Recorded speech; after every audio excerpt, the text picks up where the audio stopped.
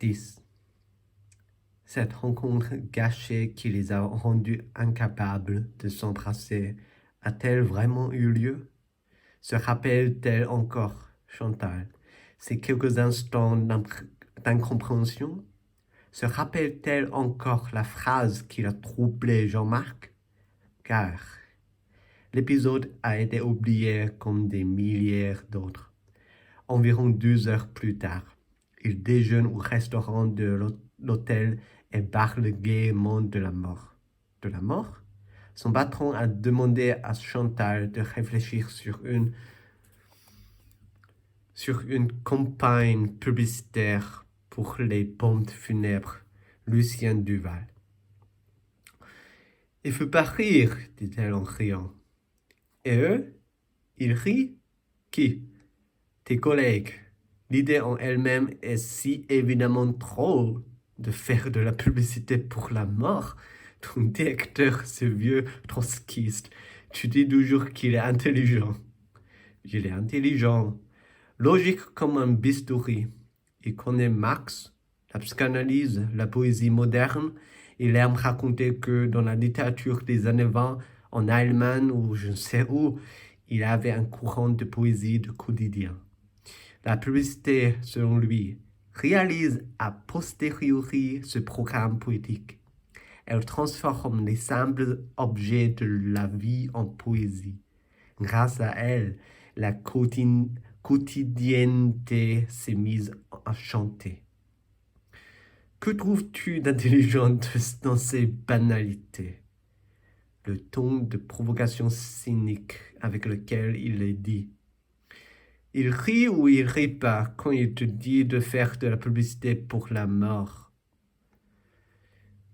Un sourire qui marque une distance, ça fait élégant.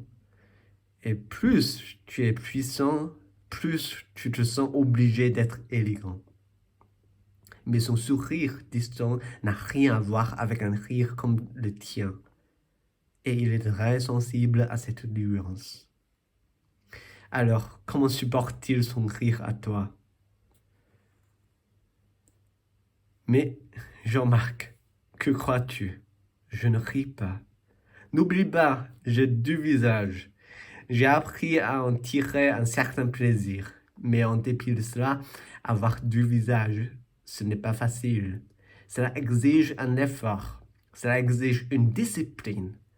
Tu dois comprendre que tout ce que je fais, bon gré, mal gré, je le fais avec l'ambition de le faire bien.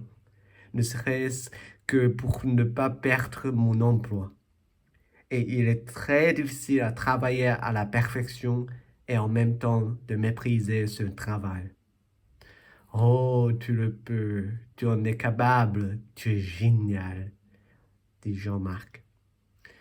Oui, je peux avoir 2 visages, mais je ne peux les avoir en même temps. Avec toi, je porte le visage qui se moque.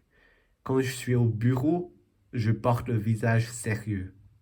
Je reçois les dossiers des gens qui recherchent un emploi chez nous.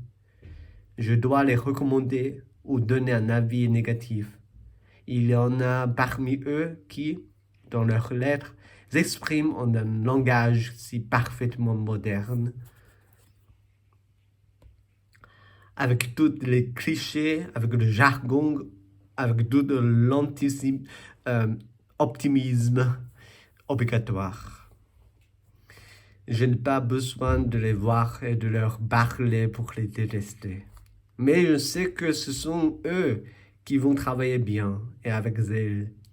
Et puis, il y a ceux qui certainement, en d'autres temps, se seraient consacrés à la philosophie, à l'histoire de l'art, à l'enseignement de français. Mais aujourd'hui, faute de mieux, presque par désespoir, ils cherchent du travail chez nous. Je sais que secrètement, ils méprisent le poste qu'ils sollicitent et qu'ils sont donc mes frères. Et je dois trancher. Et comment tranches-tu? Une fois, je recommande celui qui m'est sympathique. Une fois, celui qui va bien travailler. J'agis à moitié comme traître à mon entreprise, à moitié comme traître à moi-même. Je suis un double traître. Et cet état de double trahison, je le considère non pas comme un échec, mais comme un exploit.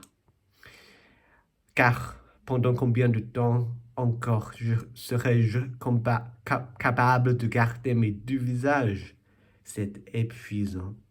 Il arrivera un jour où je n'aurai qu'un seul visage, le pire des deux, bien sûr, le sérieux, le consentant. Qu'est-ce que tu m'aimeras? Est-ce que tu m'aimeras encore? Jamais tu ne baigneras tes deux visages, dit Jean-Marc. Elle sourit, elle lève son verre de vin. Espérons-le. Ils trinquent, ils boivent. Puis Jean-Marc dit: D'ailleurs, je t'envie presque de faire de la publicité pour la mort, sans que je sache pourquoi. Depuis mon âge tendre, je suis fasciné par les poèmes sur la mort. J'en ai appris tant et tant par cœur. Je peux en réciter, veux-tu?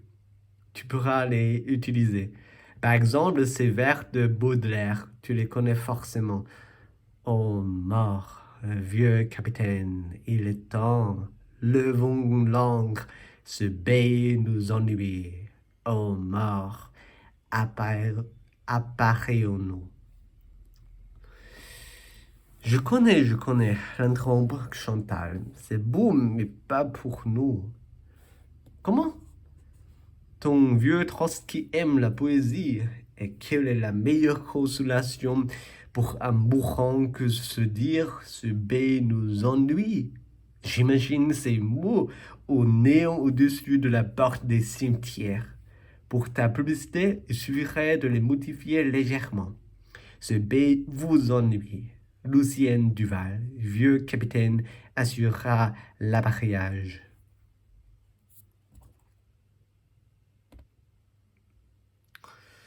Mais ma tâche n'est pas de plaire aux agonisants.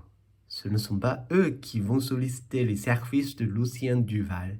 Et les vivants qui enterrent leur mort veulent se réjouir de la vie et non pas célébrer la mort.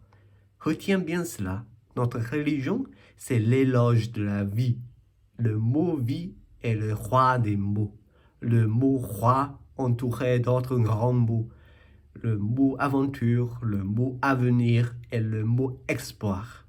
À propos, tu sais quel était le nom codé de la bombe atomique envoyée sur Hiroshima?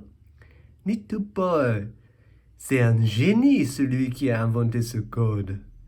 On n'aurait pas pu trouver mieux. Little boy, petit garçon, grosse, monde, et les espoirs de mots plus tendres, plus touchants, plus bourrés d'avenir. Oui, je vois, dit Jean-Marc, enchanté. C'est la vie même qui plane au-dessus de Hiroshima, en la personne de Nitopol qui lâche sur les ruines l'urine d'or de l'espoir. C'est ainsi que l'époque de l'après-guerre a été inaugurée. Il prend son verre. Trinquons!